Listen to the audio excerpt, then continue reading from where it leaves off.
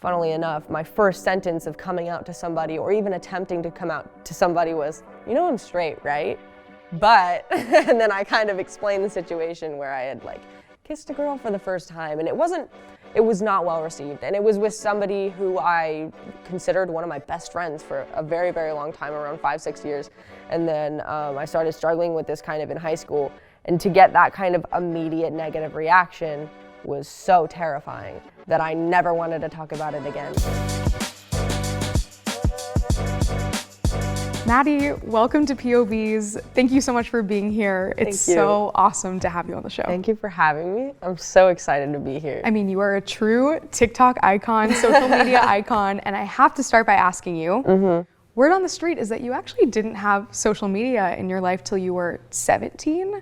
18. 18? Yeah. So how did that happen where you rose to fame without even having socials till 18? Right. So the funny part about that is I've never known anything besides having somewhat of a platform. So it wasn't like I got to adapt to kind of the rules or the regulations of social media before I kind of got thrown into this realm of portraying myself every single day to the internet and having people actually see that. But when I was a little kid, I grew up with like generally strict parents. People weren't allowed to come over unless they had met them, come over to the house, met their parents, like whole 9 yards. So that made it a little bit tougher to make friends. And when I got older, I wanted a phone. They were like, those are for big kids. Every year it'd be like, when I was 13, it'd be like, you'll get one when you're 14. When it was 14, it'd be like, you get one when you're 15. And so I never ended up getting one until my senior year of high school, after they tried me with one for about a couple months. The beginning of my freshman year, they were like, big high schooler, here's a phone. Then I started texting a girl, and they found out, and they were like, oh, no. So they took the phone, and so, Whoa. But even on that phone, they had parental restrictions on it. I couldn't text, like, during the school day. I could only call them. No Safari, no YouTube, no access to, like, kind of anything. And they had my whole search history. There was no private mode for anything. So they saw everything on that phone. I don't think I knew that they were doing that to that extent. So yeah. And then when I was 17, they got me a phone for my senior year of high school, but with the same kind of parental lock and restrictions on it. And then I got Snapchat the summer that I was going into college. And that was kind of my first taste of social media. And I thought it was so weird. Like, you could kind of say anything on there and then it would just go away. I didn't really entertain myself with Twitter. And then kind of one day I was in college going into my sophomore year, bored out of my mind during the summer, and my friend texted me and was like, have you heard of this app, TikTok? And I was like, no, it sounds kind of dumb. And they were like, you could get famous on it. And I was like, ha ha ha. So we made a bet that I would post 10 videos. And the first one, I remember, I think it got like 200 views. Nice. And I was literally like, Mom, 200 people have seen my video. I was so a lot excited. of people. The 200 people, when you think about it, it's a lot of people. Yeah. It's 100% a lot of people. And then I just loved that feeling of like kind of the instant gratification that you get from social media. Yeah. And I didn't stop. I was bored, and it was something to do between my job, and it just kind of, I figured out what people liked to see, how I kind of worked with that and grew. But it was all trial and error. Yeah. There are several videos that I have privated where I'm like, whoa, that was embarrassing. Why didn't I put that on the internet? I think we all have, but yeah, that's crazy that you grew so fast, so quickly. It was really quick. And thinking back to when you didn't have social media, I mean, even hearing you share that right now makes me wonder, like, how did you stay up to date? How did you stay in the know? How did it feel not having access to the online world? I really didn't know what was going on, I guess. I would hear, I guess, the kind of surrounding news from either my parents at dinner or friends at school, but even they would reference things that I wouldn't understand, like Alex from Target. I didn't know who that was, and I remember being like a freshman in high school being like, Alex from Target, I don't know who that is. And I looked it up, and I remember like getting like sucked into the Alex from Target hole, like several years after it happened, because people would be making like Alex from Target jokes at school, and I'd be like, what's that? Whoa. I don't know what that means. And so I'd kind of make jokes back, but like I didn't know the context of it, so they were always kind of awkward. So I didn't know. I didn't really know anything that was really going on around me, and we didn't keep up with very current events, I guess, in any of my classes. So Got it. I started understanding the bigger realm of social media, politics, the internet when I was 18, because that was the first time that I had free access to the internet. So Mattie, when you didn't have access to social media, in a way, did it make you want to seek it out more? Like I'm even thinking about when I was younger, I wasn't allowed to have a lot of sugar in my house. So whenever I would go to a friend's house, I would like immediately raid their pantry because it made me want it even more. Yeah. Was that the same for you? Exactly the same in both aspects that you just said, because when I went to my first sleepover, I was in the 5th grade. And even when we would trick or treat when we were little, we would have this massive bag of candy. We'd be so excited to bring it home. My parents would dump it all out on the floor and be like, choose 3 pieces you can keep. Only 3? Only 3. And that's what you could have. And then we'd have one a week, and it'd be like the most special thing when you got to eat your piece of candy for the week. Oh my gosh, what were your 3? Do you remember? I loved Three Musketeers for some reason. I loved that feeling, no idea why. So good. That was like my thing. I think I'd actually keep like 3 of them. I'd just be like, yes, this is my candy. But when I went to my first sleepover, they had this like massive cylinder of like chocolate Hershey's Kisses, and I would sneak down every 15 minutes when everybody was asleep, and I ate the whole thing. My parents got called in the morning because I was very sick from everything that I ate. No. But I was so excited because I had never had that much sugar in my life. And I probably like had this like massive sugar rush in the middle of the night, and I had no idea what to do. But yes, and then for social media, absolutely. I mean, there was this point in time where I was craving this kind of connection that you could really only get from the internet, because no matter how kind of terrible a place it can be, sometimes it can also offer that kind of connection that you maybe wouldn't get from just the people surrounding you that don't understand you to the level that you want to be understood. And so I remember downloading Wattpad because it was What's Wattpad? You don't know what Wattpad is? No. Okay, so it's this, oh my goodness. So it's this website or app where you can kind of write your own stories and write your own like poetry, fan fiction, anything like that, books even, you can upload onto Wattpad. And I remember going to that website because it was the only kind of social media website that wasn't restricted on the computers that we could use at school. And so I would kind of like write my own little poems, but they were like really dark stuff because I was like going through a time when I was that age, and my parents found that too. So it was kind of like after I got caught kind of the first time, and then they kind of saw all those vulnerable things that I was putting out. I don't think they were really aware of my emotions at the time. They were like, no. And I didn't want them seeing that kind of side of me because that was so personal. And it was through, I wasn't like, I'm Mattie on the internet. It was like a username. So my name, even if you like looked it up now on Wattpad, it was a totally different username. You wouldn't be able to find me. But they found those things, and it was so personal. I felt like a little bit violated. I was like, oh, I don't want them seeing that. And so after that, that kind of craving went away. Got it. Well, I'm happy you had an outlet to share those parts of yourself. It lasted around 3 days. Those 3 days were valuable. And it makes me wonder, in thinking about maybe some of the things you were struggling with that you opened up about on Wattpad, you know, do you feel like you were able to talk about that with your friends and the people around you? What were some of those things you were struggling with? No. Just like to answer that question as a whole first, no. I remember being like 5, okay, and I had long hair, I was a girl, and I'd come into my room and I'd steal one of my brother's baseball hats, and I'd put like all my hair into the front of the baseball hat, so I'd have like a floof, and I'd like run around my room like pretending to be a little boy. And I don't ever remember, like, I remember that happening, but me never questioning it ever until probably even a few years ago. I was just like, that's kind of just who I was, it's what I did, I was so cute and quirky. But I think that really sent me into this whole like gender and sexuality spiral that I didn't deal with until much later on. But kind of when I was began to struggle with like even the thoughts of liking a girl, it wasn't anything that I could put kind of a label on. Or talk to my friends about, because funnily enough, my first sentence of coming out to somebody or even attempting to come out to somebody was, you know I'm straight, right? But, and then I kind of explained the situation where I had like kissed a girl for the first time, and it was not well received. And it was with somebody who I considered one of my best friends for a very, very long time, around 5-6 years. And then I started struggling with this kind of in high school, and to get that kind of immediate negative reaction was so terrifying. that I never wanted to talk about it again.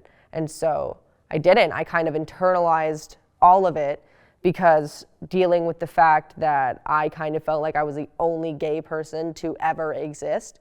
I thought I had like discovered sexuality because I didn't know what gay was until I was 10. I thought lesbian was like a race when I was in the 8th grade. And then, you know, a girl texted me and was like, when I had a phone for that month, and was like, I like you. I was like, I like you too. And my whole world just kind of like connected. And I was like, this is who I am. This is a big part of who I am. But why isn't anybody else like this? I thought it was only like me and her, and we were like the rebels of the world, and we were the only ones. And then obviously, I mean, not obviously, it didn't work out. But my brother saw us at school and told my parents. And they read my texts of me falling in love for the first time. And after that, I felt like that was kind of something even more personal than, I mean, imagine the first time you ever fall in love, you're saying words you've never said before, you're having conversations you've never had before with somebody who you're connecting with on like a romantic level for the first time in your life. My whole mind was blown when we like held hands for the first time. I was like, this like fits, this is right. But at the same time, it felt so wrong being brought up in like a Catholic upbringing, and you know, those conversations in the church were like, even woman will obey man. It's like, whoa, that's like misogynistic. Like that's like a whole new kind of thing that I had never thought about, being even gay as an option. And so having all these first kind of experiences spread to the people that were most important to me kind of made me like dig into my shell even further and not talk about it, not think about it, suppress all these feelings that I was having and being like, no, you're wrong. Like that's not how it's supposed to be. That's not how you're supposed to be. Wow. So don't be that way. And how did you pull yourself out? Like, I totally understand retreating and wanting to close off those parts of yourself. How did you reconcile, you know, your identity and what you were going through with your religion, and how did you come out of that place? I'm still working through it, honestly. It's been something that up until I was 19, I mean, I went to church every day when I was little. I went to religion classes every Sunday, and I absorbed all the things that like the priest was saying as correct, as like that is finite, that is like set in stone, that's how you are supposed to be as like a young Catholic girl. And then I kind of found comfort a lot in the fact that, you know, God is like there and like I'll be okay in the end. That's kind of what continued to make me want to go to church, was like that comfort. But then when I was picking out colleges, I was like, I want to go somewhere more kind of with that same comfort. And so I decided to go to a private Catholic university. And I think that was a mistake. I mean, I think the education system of that university is fantastic, but I don't think the acceptance is there yet in any aspect of like diversity. There was a Black Lives Matter club on campus that they were trying to get shut down. I was a service and justice coordinator, and they were trying to get like that kind of, we had like one small room corner in the back of like some far off building that we would meet at and talk about social injustices within our university. But I went there and was like, I'm free from like the shackles of my youth and my neighborhood and my town that I grew up in, and I can be myself. So I had a roommate, and I always heard your roommate is gonna be your best friend, you're gonna be, you know, besties, you're gonna be like inseparable. And so I met her, and very clearly right off the bat, extremely Catholic, very, very set in those Catholic ideologies, as well as, you know, being in a Catholic university. And so I was like, I want her to feel like we're close and we have a connection. And so the first night I told her, I was like, I'm planning on cutting my hair, and I like girls, and like I'm so ready to explore that in college and like become my true self. And then the next day she went and reported me to 3 RAs, the hall director, and we had a meeting where I had to move rooms on my 18th birthday because she didn't want to live with a boy. And that made me dig into my shell even further. So the time where I thought I could be the freest was like the time where I felt even more rejected, because I was like, the whole world is like this. Wow. The whole world isn't gonna love me. And that was hard for sure. Oh my gosh. And then I met some people who became my family at that school and kind of were like, we see you and like, we love you, and like, it's okay that you like girls, like that's okay. And then after that, I decided that university wasn't a mentally safe place for me. And so I ended up leaving.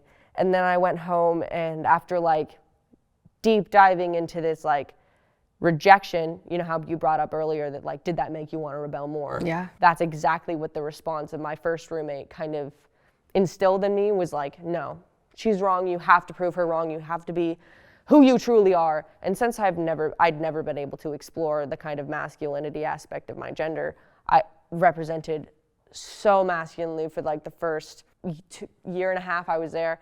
I wore suits out to like the common area for dinner. I wore bow ties to everywhere I went. I had like really like buzz cut short hair, no jewelry, no painted nails, no dangly things, no femininity kind of existed in me. And I think that super fast turn led me into an even bigger spiral of confusion.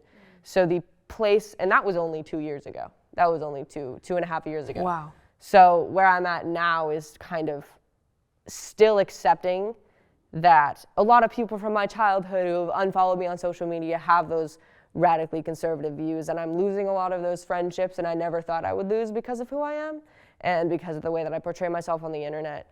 So right now, I think when I moved to LA was the point where I was like, okay, let me start painting my nails again. Let me start, wearing earrings again. Let me start wearing rings and jewelry and presenting myself in a more fluid way. Yeah.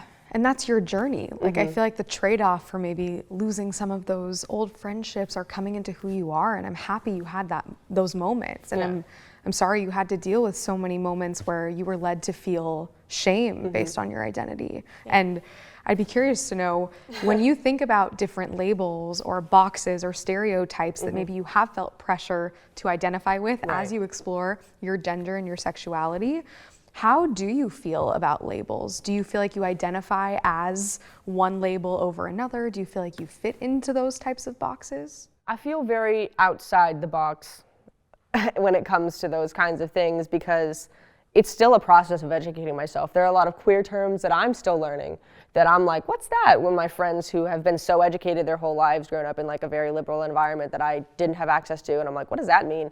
I'm still learning how like my community works. And which is cool now, because like there is a community, there is like a queer community of people who are like ready to educate you and like ready to welcome you with open arms, and I think that's where I found my comfort. But when it comes to like labels and identity, I've always felt extremely lost, because when I was outed to my parents, they had a very serious conversation. They were like, people aren't gonna accept you, people aren't gonna love you, not everybody's gonna take you for who you are. And that, again, the rebelliousness was like, no, you're wrong. And so I kind of grasped onto the label of gay. I was like, I am gay, this label is mine. And I took it as, you cannot change that. That is so set in stone. Once you've picked a label, it can't change. And then I started to think, guys are actually kind of hot too. Non-binary people are actually like kind of hot too. And then, realizing what non-binary was like at 19, that kind of sent me into I never struggled with my gender, the thought of gender in high school. But then I cut my hair and was like, this is nice. And that's where I kind of started to get confused.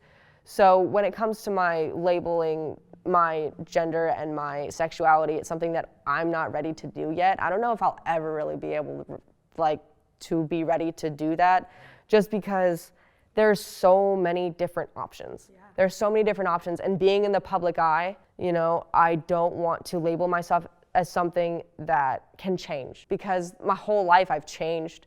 There's not even 6 months that have gone by where I don't look back and I'm like, I was a different person, same soul, but different person. Right. And those labels I've been so grasping onto up until I moved to LA. I'm gay, I'm non-binary, I use they, them pronouns, I use he, him pronouns in college for a little bit, I use she, they, and there was this internal turmoil of oh my gosh, I'm still figuring it out, and then all of a sudden, social media happened, and on social media, people want you to know who they are. Right. They want their pronouns in their bio, they want you to see who they are, and that's great, but for me, that started happening when I was still questioning everything. So if anything, that's just stressed me out. Yeah. Because, nothing is ever so set in stone, that you can't change it. Like we were talking off camera about fluidity and how important it is to be able to evolve and constantly be growing into who you're supposed to be. Absolutely. And I want to double tap on what you said about pronouns. I think it's interesting hearing you say that maybe you don't fit under certain labels. What are your thoughts on pronouns? I know they're still evolving for you. They're still super evolving. And do you think they should be, far more normalized in society, or should we normalize the fact that people don't know their pronouns? Where do you stand? I think we should normalize both. I don't think we should normalize people saying there's only he, him, or she, her. That shouldn't be normalized because that's not true. I, of all people, know that's not true. Yeah. But when you get down to like the thick of it, I think as a society, we need to understand that like now more than ever, people have so much access to the internet that they're going to realize that there are so many different ways that you can identify. It's too much to stop. If you have like billions and billions of people saying, I'm kind of this different way, other than heteronormativity, other than heterosexuality, and other than being cisgender, it's true. There's no way that you can fight that kind of what's going on in the world. And I think that should be more accepted now than ever. But I do think we should give people time to adjust to that kind of new and coming age. Because, I mean, if you look at my parents, my dad has told me that he will never refer to me by they them pronouns, which was a bit of a shock. But how did that make you feel? Scared. I was like, oh no. Like, what if like 5 years from now, I use they, them pronouns, I am non-binary, that is who I am, and that's not changing? What if that doesn't get accepted? And that was kind of scary, but it also kind of pushed me to think, well, what am I? And then that kind of pushed me to think, there are other people struggling like with the same exact thing. And that kind of led me to believe that I think pronouns should be super normalized everywhere. Because I even went to college where it'd be like, okay, class, go around, everybody say your pronouns, and there would be that one ridiculous guy that's like, I guess mine, or like he, him, but I don't think I like have pronouns. It's like everybody has pronouns. You just have to like respect them, but also understand that they're new. For sure. Like, pronouns aren't new. They've been in the English language for so long. The usage of them. But normalizing the usage of them should be so important. And I think intertwining that with the education system, especially the American education system, should be more normalized. But I fear, even for when I was younger, if somebody came up and asked me, what are your pronouns, and I was 10, it would have sent me into this kind of like internalized shock of like, oh my gosh, like what are my pronouns? And I feel like I would have tried to pick one out as fast as possible and resonate with that and not give myself the time to really figure out who I was. Interesting. So when do you think we should introduce pronouns? I don't have the answer to that, but I mean, we've talked about this. My mom's a teacher, and in the classroom, she's a Spanish teacher. In Spanish, there are no they, them pronouns, and they're trying to get them kind of created and made by adding E to the end of words instead of O for masculine and A for feminine, E for like the in-between, right? But since that's not in the textbook, that's not something she can teach in school. That's not something that she can like create her own curriculum for. But I think if I had to give you an answer, it'd probably be like high school. But I know that my middle school self was so vulnerable in my emotions that would have sent me into kind of like a spiral of like, oh my gosh, I have to know. Pressure. I have to know who I am. Yeah. I have to know because everybody else knows. When in reality, probably everybody else was not struggling with the same thing, but was also still trying to figure out who they were fundamentally. Yeah, I hear that. And I know we've talked a little bit about how your coming out journey was tricky because maybe not everyone understood you and you experienced a lot of shame surrounding your identity. Absolutely. What about as a non-binary person? Have you felt misunderstood for your gender identity? Sometimes I misunderstand myself, but I have felt misunderstood, especially by like peers in high school or college. I would hear a lot of transphobia, a lot of racism, a lot of those terrible, terrible things in the world. I experienced in high school and thought it was going to be like the same kind of thing in college, or a different thing in college, and then it turned out to be the same thing, and that was kind of scary. But I think when I first introduce myself to people, it's always like if they ask about my pronouns, I'll usually say like they, them. And I feel so wrong saying, I don't care. Because I do care. And I do feel very strongly that I think pronouns should be very accepted and whichever ones you choose to use. But I do feel misunderstood sometimes still, where it's like, oh, it's gonna be different from he, him, or she, her, and that's the internalized homophobia, being like, oh, you're wrong, and I'm still fighting against that. You know, every time somebody asks me, it takes me a second to respond. For sure. Because there's just all these flooding like thoughts going through my head. What if they like take their hand back or like take the hug back because they're like, what'd you say? And then it turns into this like kind of homophobic exchange because that's what I've dealt with in the past. That's so tough. And what does being non-binary mean to you? There are so many different labels. I feel like it kind of falls into the more gender fluid aspect of things, but I like the label non-binary just because it has non and I don't know. Yeah. But when it comes to like who I am, I think it just means an even mix, or not even, just like your mix of femininity and masculinity kind of meshed together to create a person who's, I guess, just like in between. Yeah. Because I clearly like present kind of masculine, but then you get to know me and I'm like skipping and I'm like generally have more like feminine fluid movements and I'm more comfortable that way. I feel a lot more myself than I ever have been, especially in my movements, because I remember like being like, okay, because we'd be sitting in the car and I'd be like, and my mom would be like, close your legs. And I'd be like, okay. So like, even I'm still figuring out how to be comfortable within my own movements. Right. So it's kind of like an ongoing definition of the word. And it's good to normalize that. Yes, yeah, absolutely. And I sometimes, you know, as we cover topics surrounding gender and sexuality on POVs, oftentimes we'll hear people say, you know, there are only two genders. Right. And someone who is cisgender, I don't really know how to respond to that because I've never experienced any other gender identities outside of my own. What is your response when you hear someone say, you know, there are only two genders? It's a little bit tough because, I mean, I was in nursing school. We learned biology of female and male. So you can't argue that there's two biologically, like there's a male and female.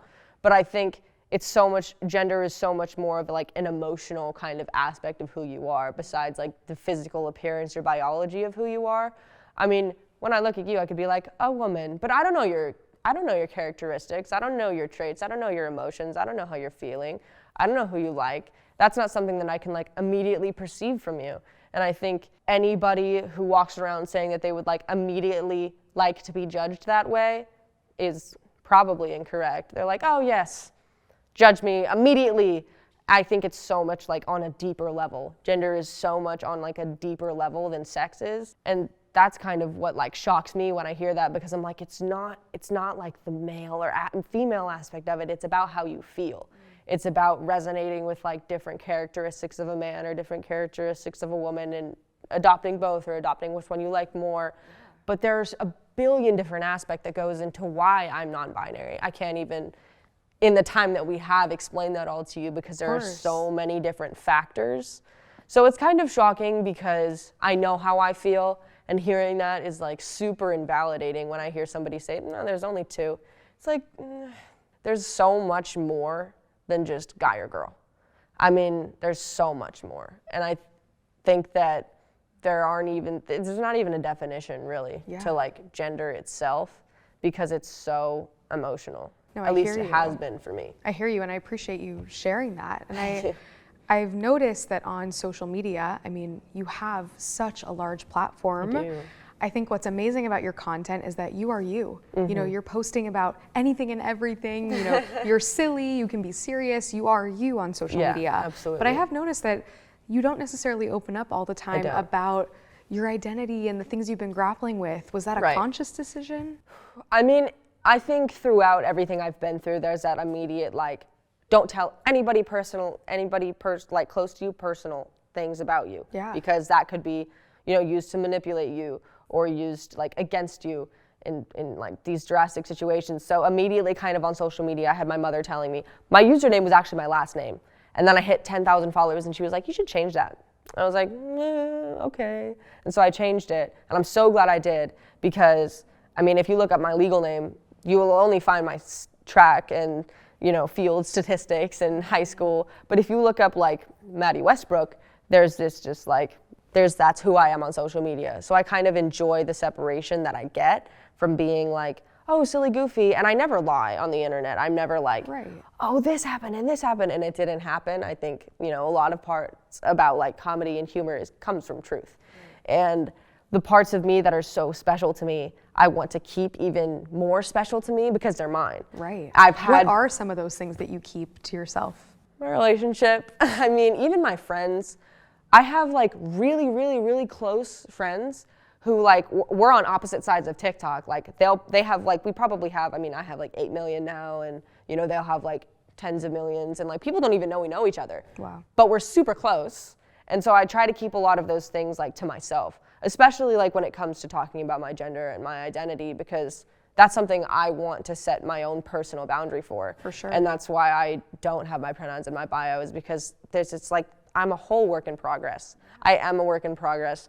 I'm somebody who's still trying to work through those, like, that homophobia in the Catholic Church, you know, that hesitation before I say my pronouns, that hesitation before, like, I hold my girlfriend's hand in public, because I grew up in a town where if you would do that, you could literally get hate crimed in, like, the parking lot. Right. So I'm still working through a lot of those hesitations that I want to keep, like, to myself and, like, hold dear to my heart. Yeah. I'm going like this because I'm like, they're mine. Yeah. And I think separating those things is so important if you do what I do.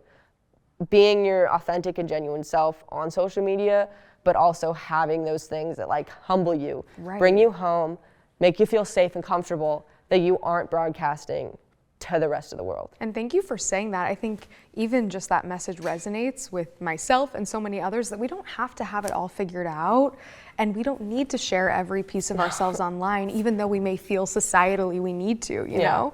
So, you know, thinking about where you are now, Mattie, in 2022, all the things you've been through, the shame you've experienced around your identity, the reclaiming of your identity, your, you know, rise to fame in the public eye, and all the things you're still grappling with.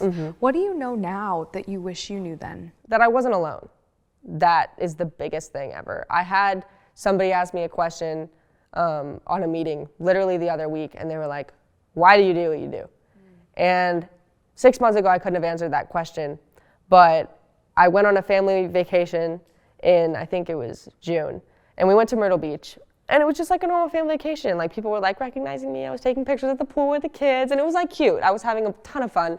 And then we went out to dinner as a family, and there was this waiter that came up, and they were like shaking and like so nervous to meet me, and I had never really gotten that kind of response before. It was usually just kids like, can I get a picture with you? But this person was my age, and this person, like, I mean, I've worked, you know, in customer service before, and I kind of saw a lot of myself in them, like, kind of immediately. And they were like, oh my gosh, I've never met a famous person. And my dad's sense of humor said, well, you still haven't. And I was like, just let them have their moment. Keeping let you humble. me have my moment. Let me feel special. And then I kind of stood up to take a picture with them. And before we took the picture, they were like, I've never seen anybody who looks like me do what you do. And that's why I do what I do, is because I want people to like see me and not feel alone, or like hear my stories and not feel alone, or hear personal experiences that I've had, see who I like, you know, kind of absorb the physical representation of me even, and find comfort in that I'm an even mix of kind of both guy and girl. Like, that's a big question on my page, is like, are you a boy or a girl? And it's like, I don't even know, man. I'm still figuring it out. Yeah. But I think that's kind of the answer to all of my questions, is I continue to do what I do, and I get up every single day and I make a video even if I don't want to. I answer my business emails if I want to, because there's like a kid out there right now who feels alone. And maybe if they're scrolling on their For You page and see me and they find comfort in that, that's all I want to bring. That's all I want to do. It's amazing. And I know you were saying too, how badly you wish you would have had that growing up. So how powerful to be that for so many others. That's exactly why I do it, was because I felt like I was the only person who wanted to look a certain way or like, you know, certain people, that I was the only one. And that's so not true. Like, every situation, almost every situation, there is somebody else going through the exact same thing that you are. And I think that's so important for, like, especially youth who are exposed to social media and are just pushed these intense narratives of like, you need to know who you are. Why aren't your pronouns in your bio? You know, are you gay or straight? Who do you like? All these different aspects of like how you identify kind of are being picked apart through social media. I just want people to know that at the end of the day, that's just like who you are. Just be who you are and you won't be alone. Like, you're never alone. All right, Mattie. Yes. Now comes the time in our conversation where we introduce different POVs from the larger Gen Z community to get your take. So keep an eye on your phone. We're going to send you some texts, and I just want your raw, unfiltered opinions. On my phone? Let's do it. How'd you get my number? Hey, aren't we besties already? We are. Okay. Oh, content creators are so fake. They will do anything for more likes and clout. I think that's a very big generalization, but I also think that there's some truth in there. I've met people who will do anything for clout and who have done the most to try and get like likes from me or like just clout from anywhere they possibly can, because having such a big platform and like threshold, you want more. You always want more. Even I want more. I'm like humbled, but I'm always like just working as hard as I can to hit that next milestone, hit that next step. And I think there are some people their human is clouded by that factor. For sure. But and have you ever been guilty of that? I mean, absolutely. I know social media culture can be so toxic. I have. When I was, oh my gosh, between like 35K and 100K, I thought I was the talk of the town. I was like, nobody talked to me. I'm so famous. I mean, you probably were. No, I literally wasn't. It was like when TikTok was embarrassing to have. It was when like you didn't talk about it. But I still felt like I was like the biggest and coolest thing ever. And I think the more that I've grown, I'm more like, I've realized the impact, and that has humbled me into not digging for those likes and clout. If you're yourself and you're funny and you're genuine and you have like a certain niche, you'll do well. But you can still be yourself. Keep that like humanity still in you. Yeah, and even without the likes or clout, you're doing it for you, which is the most important part. Absolutely. Okay. I feel like the LGBTQ plus community finally has enough representation online, on TV, and in movies. I actually have like a really interesting like hot take on it. So I would disagree in a way that is based off of my own personal experiences. All of the representation that you see in media, all of the representation that you see in kind of movies, TV shows, is a queer person struggling to fall in love. And there's always this like big romantic finish, big romantic partner, big romantic like, they found their person and they're in love. And that's just not true. Or they've found somebody who's like them and they're like bonding over that. And I think there are so many individual experiences with people who grew up feeling so isolated and alone that I'd like to see that kind of taken representation in like a movie of like somebody who the ending may not be the happiest, but they've figured out who they are. And that doesn't come with like a partner. You don't need a relationship to thrive and like succeed. Because I don't remember the last time I saw like a queer film about somebody, just the one person, and not have it be this like romantic journey of like finding self-discovery and love. So I think there can be different interpretations in the media, but it's very nice seeing more representation. I think we're getting there. I think there can always be room for more growth. But I think right now I'm kind of satisfied with like where we're at, but there are so many doors and opportunities and windows that we haven't opened yet. For sure, and representation means so much more than just being in, a show or on TV. Like absolutely. Whether it be just someone being the side character or the main character doesn't mean automatically that the representation is there. So right. Appreciate you saying that. And I strongly dislike seeing like the token gay friend. Right. Or the token, queer sidekick, because it's like, okay, when this is like too flamboyant or too much, and some people might act like this, but they're driving a narrative that's like, oh my gosh, slay queen, like boots the house down, like, oh my God, when like in reality, a lot of people don't act like that, but are queer. Right. I totally hear that. Okay. I'm excited. Yeah, me too. TikTokers have the easiest job. All they have to do is make videos, and they make way more money than the people who went to college and work 9-to-5 jobs. Ooh. I will admit, I play with my kittens all day. I like have a more leisure life, but I think it is at the expense of your own person sometimes, like your own who you are. The internet can make something up about you and drive this, you're a horrible person, you've done this wrong, and it's like, but you don't really know who I am. I mean, you probably knew now because we've had this conversation. Right. You know probably I'm a good person, I have good morals. Totally. But the internet can like rip you apart for things you may not have done. You may have done when you were little and you regret now. And I think that's so like mentally taxing. There are days when I am just exhausted because I'll see a video that's like, oh, they're not funny. Like, why do they have 8 million followers? They don't deserve anything. Like, their life is so easy. They've had the easiest life. And it's like, I haven't. But you don't know that. And it's a part, again, I choose sometimes not to share. But it's not the easiest job in the world. I mean, there are things that I stress about to in like an extreme level that a lot of people who don't do my job can't even fathom. It's extremely mentally taxing, more than like, you know, I've had a 9-to-5, first of all, so I know what that's like. I am college educated, so I do know what that's like. And I do know how hard college is, the pressures of a 9-to-5. And having this job has been my hardest job of all time, because I didn't think I'd ever get to a place where I'm like, my job is like severely mentally taxing. I mean, imagine millions of people waiting for 4 p.m. when I post. Millions of people. I can't scale that. It's a lot of pressure. It is. It's just the pressure is sometimes a lot. So I wouldn't say it's easy in that regard, but if you're looking at my simple physical life, I mean, it is more simple than somebody who has to get up and drive and, you know, work somewhere for this amount of time and then drive back. And so many people don't know you, so I appreciate you saying that behind the videos, like, it does come at the expense of, you know, your own sanity sometimes. So thank you for saying that. Yeah.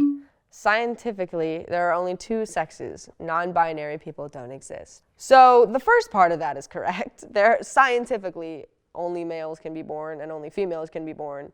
And I know that. But non-binary people do exist. We've had the conversation about gender is so much more of like an internal emotional turmoil sometimes, and like experience than your outward and physical representation of who you are. So, I mean, I don't really like that argument because it's kind of invalidating all of the other genders by using like a scientific fact, because they're not related. They're not correlated. They're so separate in my head. Right. Like that it's not even like a correlation really between like what parts I have versus how I kind of identify within myself. Right, and also non-binary people do exist. I mean, Hi. you're here, you are a human. So I appreciate you saying that. Yeah, for sure. Okay. People who refer to their pets as kids are toxic. Listen, do you do my that? My kittens are my daughters. I give them the whole world. They're like my babies. For being like 21 years old, I mean, I saw my girlfriend's experience with like their dog. And I mean, that's their son. That's like their child right now. And like, we always kind of would make jokes about when I would get kids, and like, I have kids now. They're like, maybe not humans, but they have their own little personalities, and like, I pay for them a lot. And like, they're kind of my own version of children right now. So I think that is wrong. I don't think people who refer to their pets as kids are toxic. I mostly do it out of comedy too, because it's funny. I'll intro my videos that are like, oh, my daughters, and then people will be like, from where? And I'll be like, cats, and it'll be funny. So it's more to be comedic, but I don't think it's toxic particularly. Nice. Well, I appreciate you sharing that. Mattie, thank you so much for being here. Yes. I loved hearing all your POVs, and I just can't wait to watch your journey. Thank you. I'm so blessed to be here. I loved this conversation, and I appreciate you asking questions that kind of made me open up a little bit more than I normally would. You got it, and thank you for opening up. I hope we can have a part 2. Yes. We have so many other things I wanted to talk to you about. POV part 2. I can't wait. Thank you so much. Yes, of course.